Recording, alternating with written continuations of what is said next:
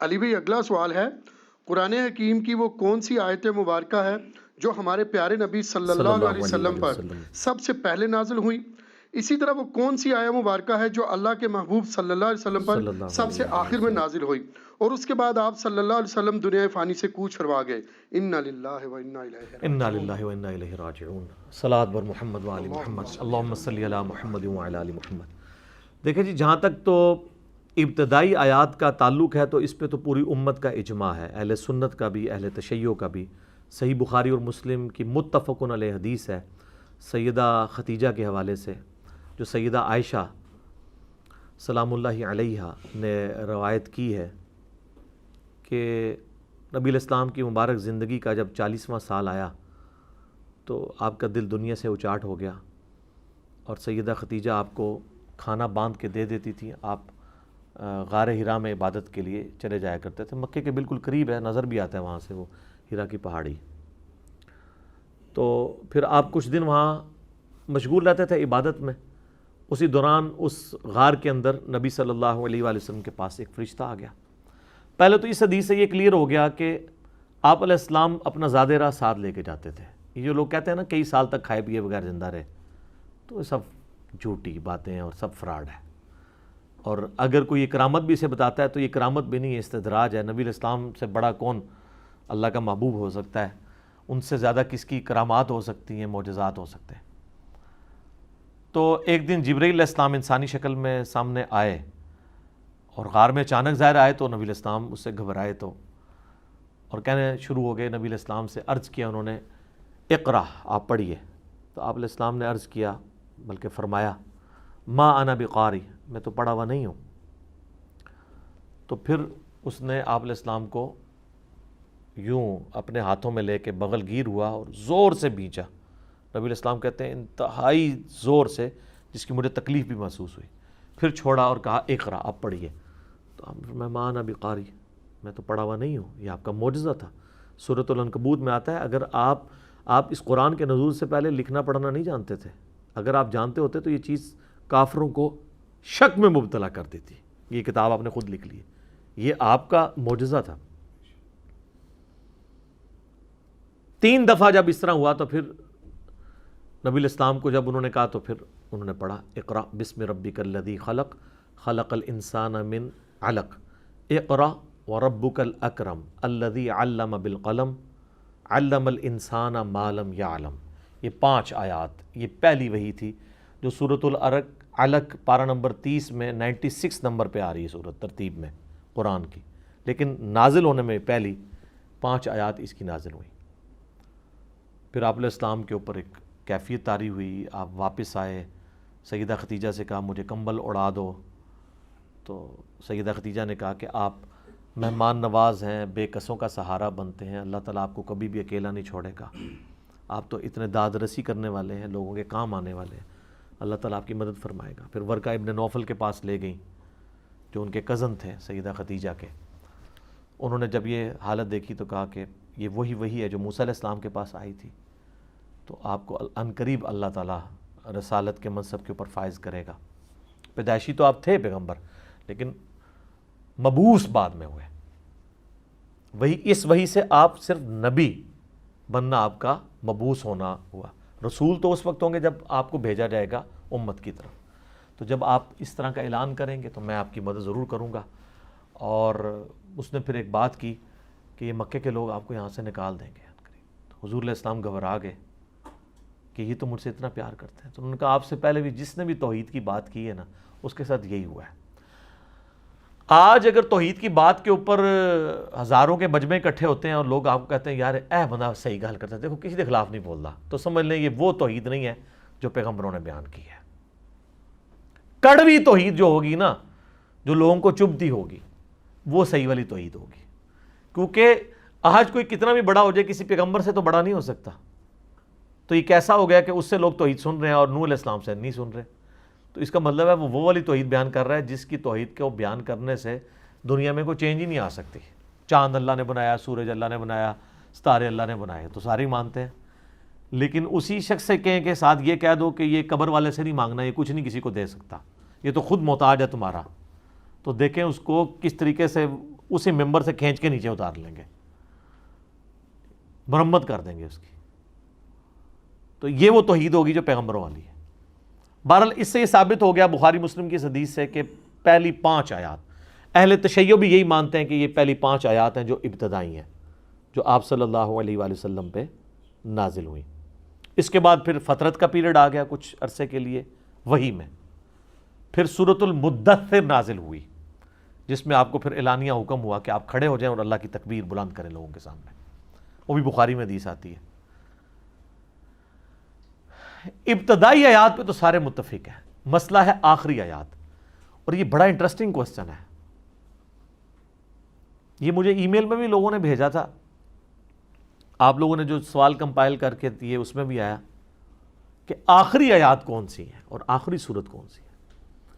بخاری اور مسلم دونوں میں ایک حدیث ہے متفق علیہ ہے دونوں کے اندر. سیدنا برا بن عازب کہتے ہیں رضی اللہ تعالیٰ عنہ کہ نبی علیہ السلام پہ جو آخری آیت نازل ہوئی ہے نا، وہ آیت ہے کلالہ کی وراثت سے متعلق، جو سورہ نساء کی آخری آیت ہے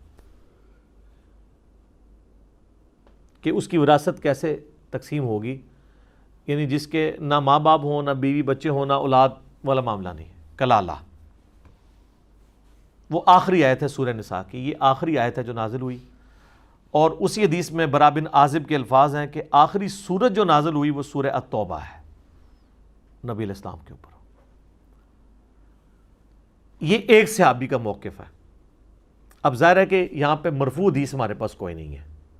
دوسری طرف آ جائیں تو صحیح بخاری میں موجود ہے کہ حضرت عبداللہ ابن عباس کہتے ہیں کہ جو آخری آیت نبی علیہ السلام پہ نازل ہوئی نا، وہ ہے آیت ربا، جس میں سود کی حرمت کا بیان آیا. وہ اکٹھی چند آیات ہیں. سورۃ البقرہ کی آیت نمبر 281 کے اوپر اس کی کنکلوژن ہوئی ہے. اور امام بخاری نے صحیح بخاری میں ایک چیپٹر کی ہیڈنگ میں بھی ابن عباس کا یہ قول لیا ہے اور پوری سند کے ساتھ بھی لیا ہے. لیکن چیپٹر کی ہیڈنگ میں لے کے نا امام بخاری نے یہ اشارہ دے دیا کہ امام بخاری کا بھی یہی موقف ہے کہ قرآن کی جو آخری آیت ہے نا وہ یہ والی ہے. اچھا، شیعہ کے اندر بھی اسی آیت کے بارے میں ملتا ہے کہ یہ قرآن کی آخری آیت ہے. اکثر کا موقف یہی ہے. اور اسلام کی جو پہلی تفسیر ہے تفسیر تبری، اس میں بھی یہی ملتا ہے کہ قرآن کی آخری آیت جو نازل ہوئی ہے نا، وہ یہ آیت ربا، سود کی حرمت والی، اور یہ جو کٹھی آیات ہیں اس میں جو 281 نمبر آیت ہے یہ آخری آیت ہے جو نازل ہوئی نبی صلی اللہ علیہ وآلہ وسلم پر. اعوذ باللہ من الشیطان الرجیم، بسم اللہ الرحمن الرحیم. یہ سود کی حرمت والا معاملہ شروع ہوا ہے نا آیت نمبر 274 سے. الذین ینفقون اموالہم باللیل والنہار، یہاں سے ترغیب دلاتے ہوئے پھر اس میں یہ آیات بھی آئی ہیں کہ جو لوگ سود کھاتے ہیں وہ اس طرح قیامت والے دن اٹھائے جائیں گے جیسے شیطان نے مس کر دیا ہو. اللہ اور اس کے رسول کا اعلان جنگ ہے. پھر اس میں جو آخری آیت آیت ربا کے کانٹیکسٹ میں ہے نا وہ یہ ہے 281. وَاتَّقُوا يَوْمًا تُرْجَعُونَ فِيهِ إِلَى اللَّهِ، ڈر جاؤ اس دن کے معاملے میں جب تم لوٹائے جاؤ گے اپنے رب کی طرف. ثُمَّ تُوَفَّى كُلُّ نَفْسٍ مَا كَسَبَتْ وَهُمْ لَا يُظْلَمُونَ، پھر اس دن ہر جان کو اس کے کیے ہوئے اعمال کا بدلہ دیا جائے گا اور ان پر کوئی ظلم نہیں ہوگا. کتنی سٹرانگ آیات ہے. اس رب کا تقوی اختیار کرو کہ تمہیں مرنے کے بعد جس کی طرف لوٹایا جانا ہے، اور پھر اس دن قیامت کے دن تمہیں پورا پورا بدلہ دیا جائے گا ان اعمال کا جو تم دنیا میں کرتے تھے، اور کسی پہ ظلم نہیں ہوگا. یہ آیت ہے جی قرآن کی آخری آیت جو سورۃ البقرہ میں آیت نمبر 281 ہے. یہ ابن عباس کا موقف ہے اور یہی سٹرانگ لگتا ہے. اور صحیح مسلم میں ہے کہ آخری سورت جو نازل ہوئی ابن عباس کا موقف ہے وہ ہے اذا جاء نصر اللہ والفتح، جس میں بخاری میں آتا ہے نبی علیہ السلام کی وفات کی خبر تھی. تو لیکن اس میں بھی تطبیق بنانی پڑے گی، کیونکہ اس میں تو ہے کہ جب فتح آ جائے، اس کا مطلب ہے کہ فتح مکہ ابھی تک نہیں ہوئی. تو فتح مکہ کے بعد بھی قرآن نازل ہوا ہے، اگرچہ تھوڑا ہوا ہے لیکن ہوا تو ہے، اور یہ تو فتح مکہ سے بھی پہلے کی ہے. تو سورہ التوبہ جو ہے اس میں تو کئی آیات فتح مکہ کے بعد ہی ظاہر نازل ہوئی ہیں، کوئی غزوہ تبوک تو بعد میں تھا. تو اس میں آپٹیمل سلوشن یہی ہے کہ پوری سورت کے طور پہ جو آخری سورت نازل ہوئی ہے نا وہ سورہ الفتح ہی ہے، کیونکہ سورہ التوبہ مکمل بعد میں نازل نہیں ہوئی، سکیٹرڈ فارم میں ایز اے سورت یکمشت پوری سورت اکٹھی جو نازل ہوئی ہے نا آخری سورت وہ سورہ فتح ہے، سورہ اذا جاء نصر، سورۃ النصر، سورہ فتح نہیں، سورۃ النصر، اذا جاء نصر اللہ والفتح۔ اور باقی جو ٹکڑوں کی فارم میں ہوئی وہ سورہ التوبہ ہے، ظاہر ہے غزوہ تبوک کا اس میں موجود ہے ذکر، اور وہ تو نبی علیہ السلام کا 9 ہجری کا آخری غزوہ ہے۔ اب رہ گی وہ آیت جو اکثر لوگ پیش کرتے ہیں، سورۃ المائدہ کی آیت نمبر 3، الیوم اکملت لکم دینکم واتممت علیکم نعمتی ورضیت لکم الاسلام دینا۔ تو یہ آخری نہیں ہے، اس میں تو صرف یہ بتایا گیا کہ دین مکمل ہوا ہے، یعنی شریعت مکمل ہوئی ہے، باقی تو کئی چیزیں چل رہی تھی نا۔ بخاری مسلم میں حدیث ہے کہ یہ آیت جو ہے وہ نبی علیہ السلام کے آخری حج کے موقع پر نازل ہوئی ہے کہ آج کے دن ہم نے آپ کا دین آپ پہ مکمل کر دیا، تو اس کے بعد بھی آپ 2.5-3 مہینے تو دنیا میں آپ نے گزارے ہیں، ٹھیک ہے۔ تو ان احادیث میں نہیں ملتا یہ آخر میں نازل ہوئی ہے، یہ ضرور ملتا ہے کہ یہودی آ کے کہتا ہے، بخاری مسلم میں الفاظ ہے، امیر المومنین آپ کی کتاب میں ایک آیت ایسی اگر ہم یہودیوں پہ نازل ہوتی تو ہم اسے عید کا دن مناتے۔ تو انہوں نے کہا ہمیں تو خوب معلوم ہے کہ یہ آیت کب نبی علیہ السلام پہ نازل ہوئی تھی، وہ 9 ذی الحجہ ہی کا تو دن تھا، یعنی یوم عرفہ تو پہلے عید کا دن تھا۔ اور ترمذی میں موجود ہے کہ ابن عباس کہتے ہیں اللہ نے تو ہمیں پہلے ہی اس دن 2 عیدیں دی تھیں، ایک جمعے کا دن عید کا دن اور دوسرا یوم عرفہ کا دن عید کا دن، 2 عیدیں اس دن جمع تھی جس دن یہ آیت نازل ہوئی کہ دین مکمل کر دیا ہے۔ اس میں یہ نہیں ہے کہ کتاب مکمل ہو گئی ہے، دین مکمل ہوا، جو شرعی احکام بیان کرنے تھے وہ بیان کر دیے۔ لہٰذا اس کے بعد اگر کوئی آیت نازل ہوئی ہے سورہ توبہ کے آیت کے کانٹیکسٹ میں یا کسی اور صورت کے کلالہ کے اعتبار سے، کیونکہ بخاری مسلم میں کئی احادیث ہیں جو یہ بتاتی ہیں کہ کلالہ والی آیت ہی آخری لگتی ہے آیت، تو وہ بھی اپنے کا درست ہے۔ آخری آیات اور آخری صورتوں کے بارے میں اختلاف ہے، جتنا کچھ تھا میں نے آپ کو بیان کر دیا۔ پہلی کے اوپر سب متفق ہیں، آخری کے اوپر اختلاف پایا جاتا ہے، اور وہ اب اختلاف بھی بڑی نوعیت کا ہے، وہ دونوں طرف جو احادیث ہیں وہ بخاری مسلم کے اندر ہے، تو اس طریقے سے اس کو ڈینائی نہیں کیا جا سکتا۔ لیکن ان ساری باتوں سے پتہ چلا کہ اسلام میں اس چیز کی اہمیت نہیں ہے کہ کون سی آیت اور صورت پہلے نازل ہوئی ہے، کون سی بات۔ اصل یہ ہے کہ آج کی ڈیٹ میں یہ پورا قرآن آپ کے سامنے ہے، آپ نے اس پہ عمل کرنا ہے۔ ہاں سر جی، صحیح مسلم میں حدیث ہے، ام ایمن، آپ کو پتہ ہے نا نبی علیہ السلام سینئر خاتون تھی، نبی علیہ السلام ان کے پاس جایا کرتے تھے۔ مسلم شریف کی حدیث ہے جب نبی علیہ السلام کی وفات ہو گئی تو سیدنا ابوبکر عمر نے ایک دن پلان کیا کہ نبی علیہ السلام اس بوڑھی اماں کے پاس جایا کرتے تھے، ہم بھی جاتے ہیں، سنت پہ عمل ہو جائے گا۔ تو یہ حضرت ابوبکر صدیق خلیفہ بن چکے ہیں، حضرت عمر کو ساتھ لے کے ان کے گھر گئے۔ آگے گئے تو سیدہ ام ایمن جو ہیں وہ رو رہی تھی نبی علیہ السلام کے غم میں کہ آپ دنیا سے چلے گئے۔ تو سیدنا ابوبکر نے کہا کہ اماں یہ رونے کی کیا بات ہے، اللہ کے نبی کو تو اللہ نے اعلیٰ درجے کی جنت عطا کر دیا، تو آپ تو بہتر مقام میں چلے گئے، تو نبی علیہ السلام کو اللہ نے بہتر مقام دے دیا، تو اس میں اب ہمیں رونے کی ضرورت ہے۔ تو انہوں نے کہا کہ میں روتی اس بات پہ ہوں کہ وحی کا سلسلہ منقطع ہو گیا، اب قیامت تک اللہ تعالیٰ اپنے بندوں کے ساتھ کلام نہیں کرے گا۔ سر یہ بہت بڑا لاس ہوا ہے۔ دیکھیں اب جو کچھ کرنا ہے امت نے اپنے اجتہاد کے ساتھ کرنا ہے، وہ صحیح بھی ہو سکتا ہے، غلط بھی ہو سکتا ہے۔ ہاں کوئی بالکل بہت بڑے لیول کا اجماعی چیز ہو، وہ تو جماعت پہ اللہ کا ہاتھ ہے، وہ تو سورہ النساء کی آیت نمبر 115 کے تحت اجماع امت حجت ہے۔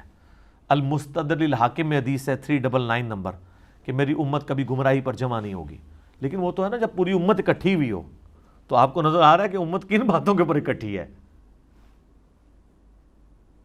دیکھ لیں کئی چیزوں میں اختلاف ہے، تو وہی کا جو سلسلہ منقطع ہونے والی بات ہے، اس کی وجہ سے ظاہر ہے امت میں پھر دو رائے ہے۔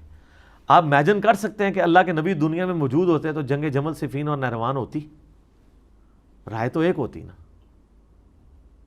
چلیں آج ہم یہ ڈیسائیڈ کر لیتے ہیں کہ جی مولا علی حق پہ تھے، لیکن یہ جب معاملات گزر رہے تھے اس وقت تو کتنے لوگوں کی چیزیں سٹیک پہ لگی ہوئی تھی، لوگوں کو دونوں طرف بڑی پرسنالٹیز نظر آتی تھی، جن تک حدیثیں پہنچ گئیں وہ تو پیچھے ہٹ گئے،